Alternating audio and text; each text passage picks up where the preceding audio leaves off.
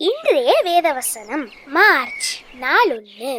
வேதத்துல எபேசியர் 5ஆம் அதிகாரம் 10வது வசனத்துல கர்த்தருக்கு பிரியமானது இன்னதென்று நீங்கள் சோதித்து பாருங்கள். இந்த மாதத்தோட முதல் நாள்ல நம்ம இருக்கோம். இந்த மாதம் முழுவதும் இந்த வசனத்தை ஒரு ப்ராக்டிஸாக எடுத்துகிட்டு நம்மளோட லைஃப்பில் பண்ண முடியுதா அப்படின்றத யோசித்து பார்ப்போம். ஒரு காலத்தில் வந்துட்டு நமக்கு டிஸ்ட்ராக்ஷன்ஸ் எங்கேருந்து வந்துச்சுன்னு பார்த்தீங்கன்னா, ஆண்டவரை அறியாத இல்லைனா உலக பிரகாரமான காரியங்கள் நிமித்தமாக தான் நமக்கு டிஸ்ட்ராக்ஷன்ஸ் எல்லாம் வரும், சோதனைகள் எல்லாம் வரும்.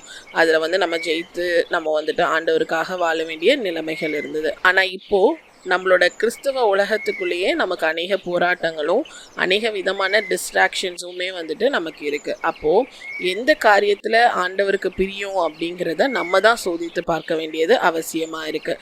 வேதத்தில் சொல்லப்படாத எந்த காரியமாக இருந்தாலும் அது ஆண்டவருக்கு பிரியம் இல்லாதது தான்.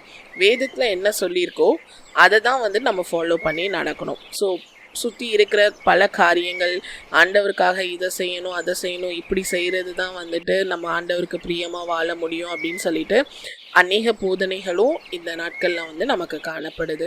வேதத்திற்கு புறம்பாக சில காரியங்கள் இருந்துச்சு அப்படின்னு சொன்னால் அது வந்து ஆண்டவருக்கு பிரியம் இல்லாத காரியம் அப்படின்னு சொல்லிட்டு உங்களுக்கு ஐடென்டிஃபை பண்ண தெரியணும். அதை தான் இந்த வசனத்தில் சொல்லியிருக்காங்க.